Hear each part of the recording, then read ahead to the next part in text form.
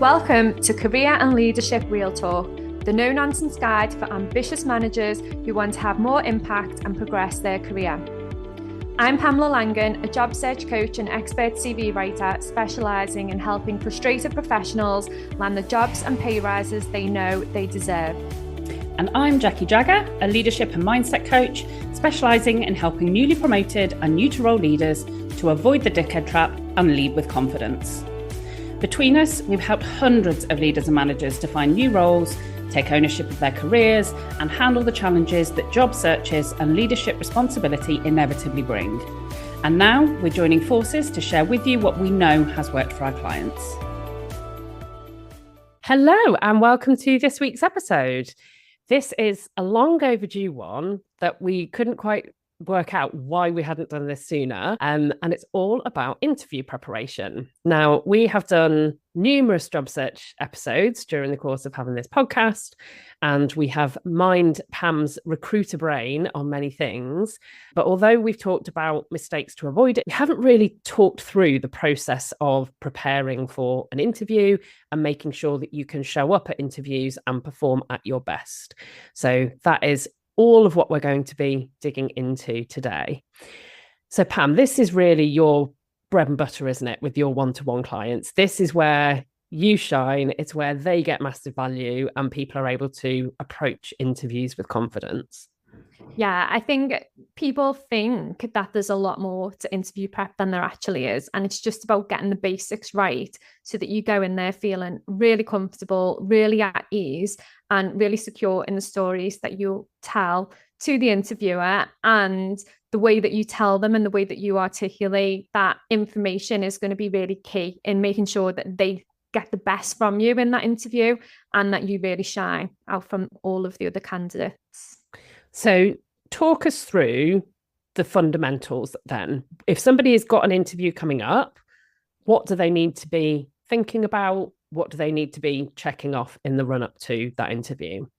Okay, so this is the bit where people get that confirmation that they've got an interview, sends them into a complete tailspin, everything from what to wear, how to answer the questions, which questions might they get asked? You get everything, all of these thoughts, and you'll know if you've had an interview, thoughts just go wild when it comes to thinking about an interview that's coming up. So the first thing is, don't panic, because they've selected you. They want you to win. They think that you might be right for their company and for their role. So you can almost rest assured that you've already ticked one box. They like you. They want to hear more from you. And then the next thing is looking at the job description and the information that you've got about the role. And rather than just taking that job description at face value, it's about looking at that job role and that company, potentially where that role sits within that company and who might your key stakeholders be and what are the key things that they need to know about you to know that you can hit the ground running. What most people do is go, right, okay, I've got an interview, for example, sales manager, sales director role. What questions are they going to ask me? And then they start preparing loads and loads of Q&As, and then they don't get asked any of those questions, or they get asked them in a different context, and then they panic in the interview, and the interview then goes off track. They're all flustered, can't think straight. And basically what happens is your brain goes into fight and flight mode, which then means that you can't think clearly, you can't provide the depth to the answers that you would have been able to if you'd have had a calmer frame of mind. So the key thing really is looking at the role overall and just thinking, what are the key skills that I bring and what are the key skills that are going to be really useful for them? And then thinking about the stories that you are going to share to demonstrate those key skills. And that's what it's about. Because if you take any key skill or competency for any role, they could ask you, like there's probably hundreds of questions that they could ask you under each key skill or competency for that role. So if you've got a couple of stories up your sleeve that you have thought about, that you can talk about end to end, then you'll be in a better position to answer any question that comes up, because you won't have just prepared Q&As. You'll actually have an end-to-end story that you can adapt dependent on their question.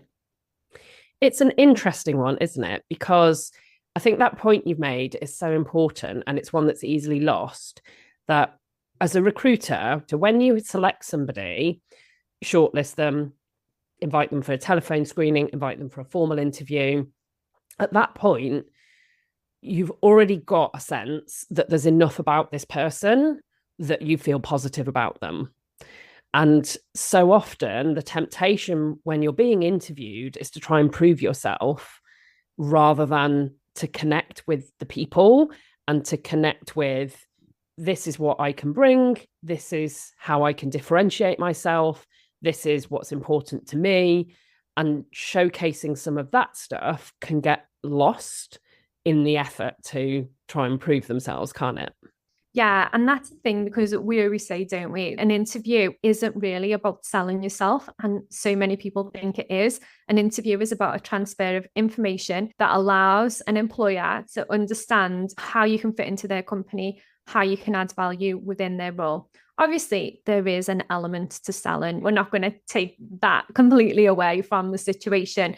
But so many people put pressure on the fact that they struggle to sell themselves, that they miss the point of what they're there to do. And that is to transfer that information in a way the employer can interpret it and understand it and know that you will be a right fit for their role. So many people get so focused on the selling side of it that they tell these convoluted stories, and the employer is left sitting there thinking, so can this person do that job?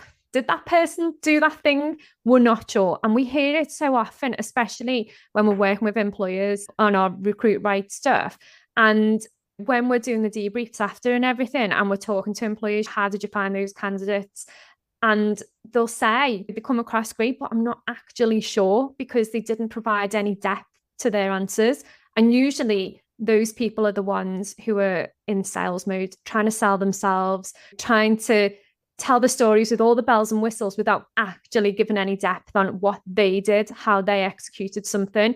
And it's the how bit that we find is always missing. And it's the how bit that gives the employer the confidence to know that you can hit the ground running in their role. I remember not so long ago feeding back after recruitment to somebody that wasn't successful.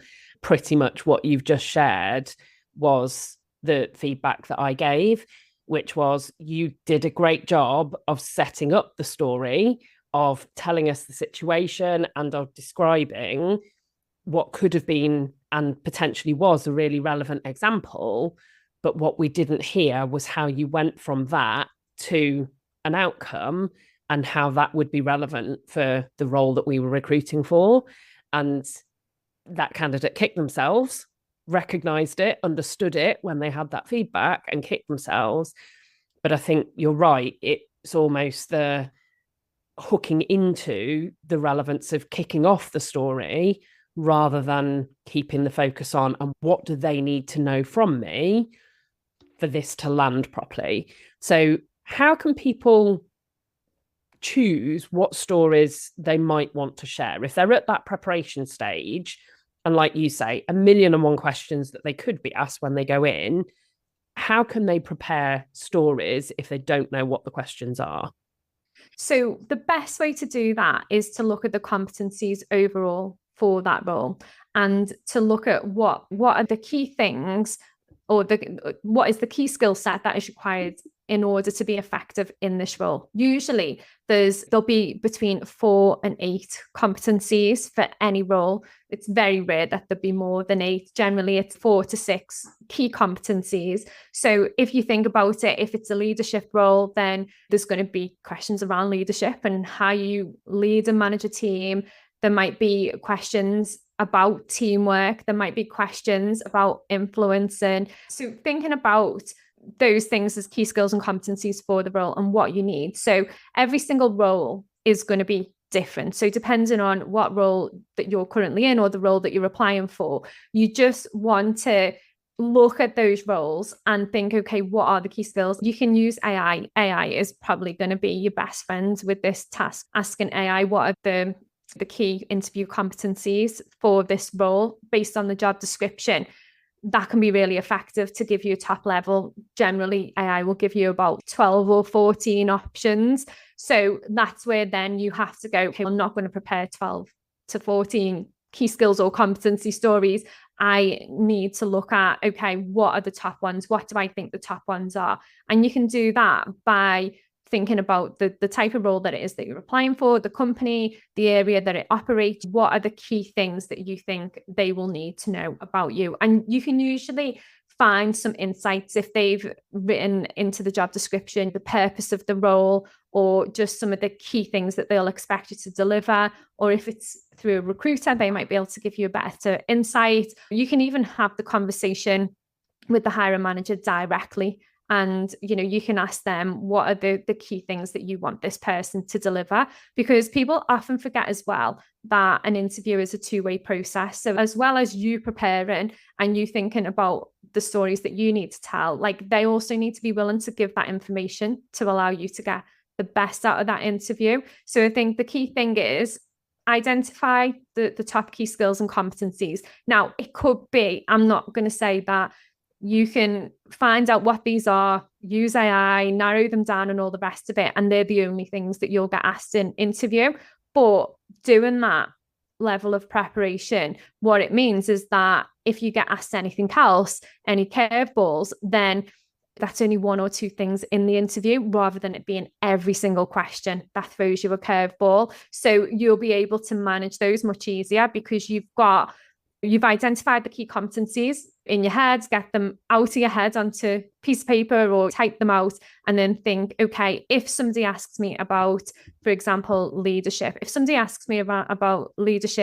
and how I've been effective, how I've managed a difficult person, there's a load of things that can be asked. What are the type of things that I've done? What are the stories that I would tell? Now, with the stories, you can identify the competencies, and then you can think about what stories that you've got that demonstrate your ability within those areas. But one thing that people do often, and this also derails an interview, and you can see when this is happening to someone as well, when they go through and they go, yeah, okay, so I'd use this story, that story, the other story. And then they get into the interview and they start talking through that story. And what they realize is that story's become quite fragmented because maybe it happened quite a while ago, or maybe it was a previous role, or maybe it was like, if it was a difficult person, maybe it's something you've tried to blank out of your mind because it was hard to deal with. So then they start talking through the story, and then you can almost see the cogs turning in people's minds because they can't quite piece that story together. So once you've identified the key competencies for the role, it's really important to have those stories lined up end to end, because you probably have 5 or 6 stories across all of the competency areas that you can adapt, because different things will overlap. But what it means is, once you've got your story end to end, that no matter what they ask you, you can go, right, okay, that story is relevant. And then you can adapt the story to the answer. And I always advise people to rehearse their stories aloud, because I think people feel a bit weird and a bit shy sometimes about doing that. But to your point, exactly where people get the cogs turning as they're midway through a sentence, it can be as simple as they've thought about at a top line what stories might demonstrate particular competencies. They've thought about what some of their achievements or their strengths are in their career that they might be able to share, but they haven't actually articulated those things to hear out loud. How does it land? How do I actually deliver it? And talking aloud, either in an interview preparation session with someone like you, or just to a mirror, can make such a difference to the delivery of how those stories come across, can't it? Yeah, definitely. And one of the things that I always say to people, and even if we do like a one-to-one session, like obviously I can say, tell me about a time when, and get people talking through their stories. But one of the other things that I then advise people to continue doing is to set up a free Zoom account. Most people have them now. And I think on the free account, you get about 40 minutes worth of recording, and record it, because saying it out loud is great. But when you actually start recording it and you start feeling a little bit of pressure, almost mimics that interview situation. So that can help as well. And Also, you can watch it back, you can listen back to it. If you listen to the unedited versions of the podcast, then you would hear a lot more filler words than you are in the edited version. But you will get a feel for how often you are saying things like the filler words that allow your brain to click in and find the information that you need. But sometimes as well, that can, if you're not realizing that you are using those filler words, when you listen back, you can go, all right, okay. And then that's where then you can go, let's have a deeper think about this story and let's go through it end to end. Otherwise, you can just go through it and go, yeah, that's fine, that's fine. But then in reality, when it starts coming out your mouth, sometimes in an interview, and you might have had this happen where your mouth is talking and your head is stopped. This is not the right answer. This is not what we want to be talking about, but your mouth's in full blown action, just talking it out. And you, okay, we've got to go with that. It's the more you go through those stories, the more you've got those end-to-end stories nailed down, the easier it'll be for your brain and your mouth to connect and provide the right answer with the right amount of depth. It's interesting as well, isn't it, when people come with kind of one or two stories that they are clearly quite attached to.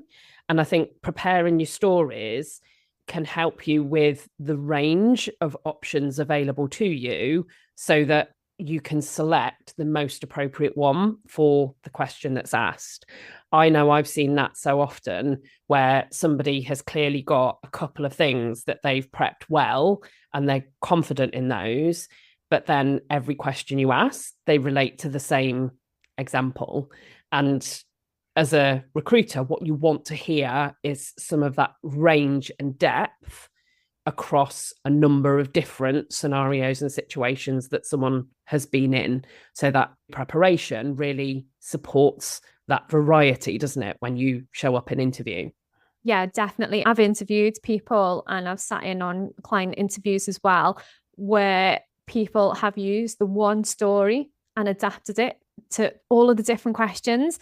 And do you know what? It was a great story. I'm just thinking about one specific person who did that. Last time I sat in on some interviews, and it was a great story. And it was, I want to hear more about this story. But actually, when it came down to it, it wasn't enough to demonstrate that they had the length and the breadth of experience that this client needed in order to be fully confident that this person could deliver in the role. So you almost have to think 3 steps ahead and go, okay, how do I get my point across? How do I give them confidence? And I would also say, don't pitch yourself against the other candidates that you don't know, rather than thinking someone else will be better than me, somebody will have better things to say. Rather than thinking about that, really go in depth on what does this employer really need to hear from me and block all of the other stuff out. And that's one piece of advice I give to everybody. And that is a different perspective and works really well. So what could people think about then specifically if it's relating to online or virtual interviews? Because those are now incredibly commonplace as certainly a first stage, probably more common than in-person interviews. So that's a difference. And perhaps if people have been at the same company for a while, then they may have done all kinds of other virtual meetings over the last few years, but might not have done virtual interviews. So what do people need to think about for that situation? Thing with virtual interviews, one of the things that people find the hardest is building rapport with the interviewer or the employer, because it's a different setup, isn't it? And you can be extremely experienced in doing all different meetings on Zoom, but actually when it comes to an interview, you're feeling nervous, they're more than likely feeling nervous. I think people forget that as well, and it becomes quite difficult to build rapport. So I think the key thing is with that is just listening to the employer and being ready to start having a conversation. You don't have to just be focused on answering the questions. You can listen for different cues and you can build a bit of rapport with that person, or it could be a panel. I would say make sure that you're the first in that Zoom room, that you are waiting, whether it's Zoom or Teams, make sure that you're first there, because There's nothing worse than them waiting for you when it's an interview situation. So make sure that you're first there, so you're straight in the room, or that you're waiting and they can let you in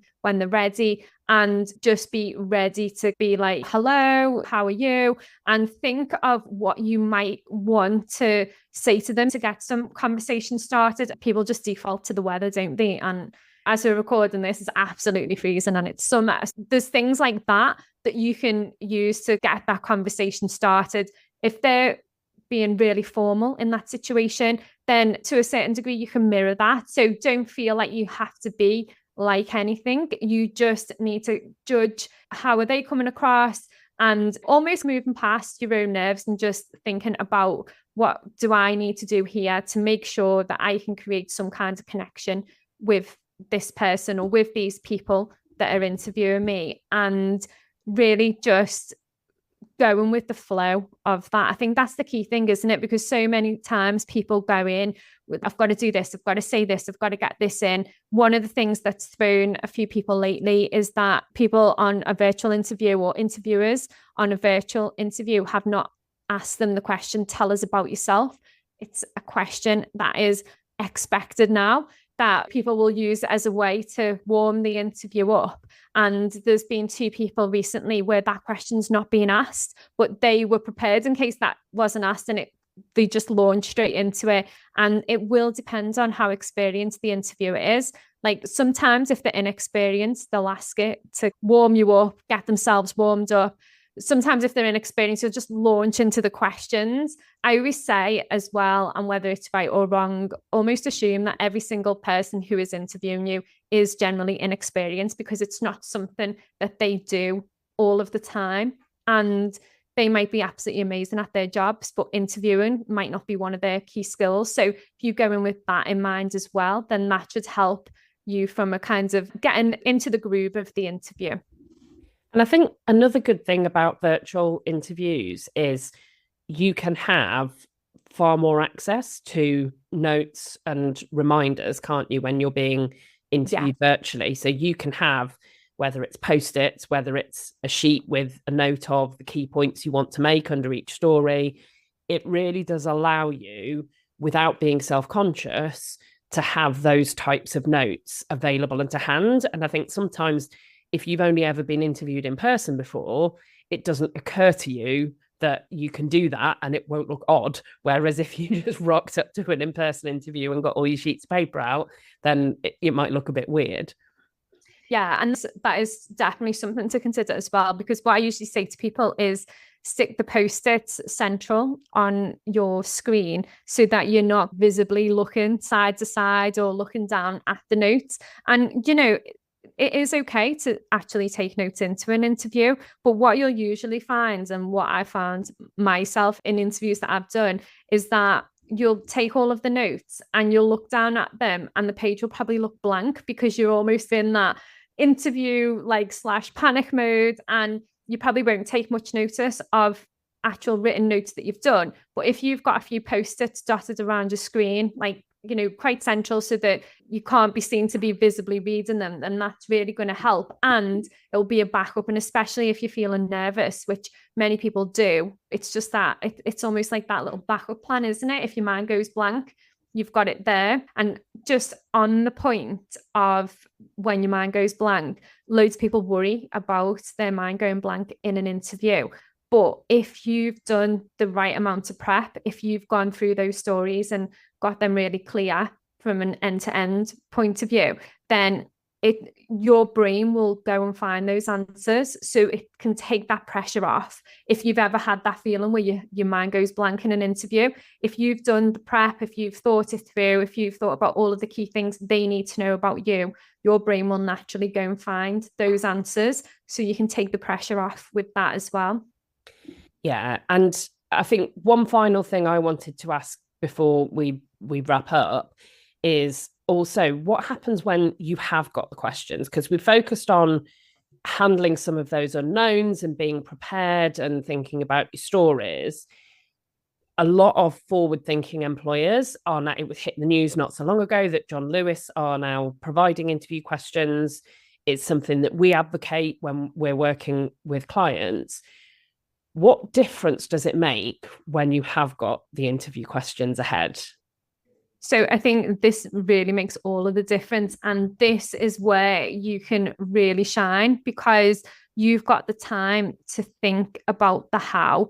You've got the time to really drill down into how you actually did those things. Now, generally for interview prep and answer interview questions, people will use something like the STAR format, which is situation, task, action, and result. The action part of that answer is going to be the most important thing that you need to talk about. Obviously, setting the scene is important, helping them to understand what you were tasked with. And obviously, the result is going to be important, but the action that you took is where you instill the confidence. So that gives you the opportunity, when you've got that question, to really think through what were the things that I did, and not just top level. If you needed to influence somebody, how did you go about that? You don't just say, in order to deliver on time, I needed to influence a group of stakeholders. It's what did you actually have to do in order to influence those stakeholders?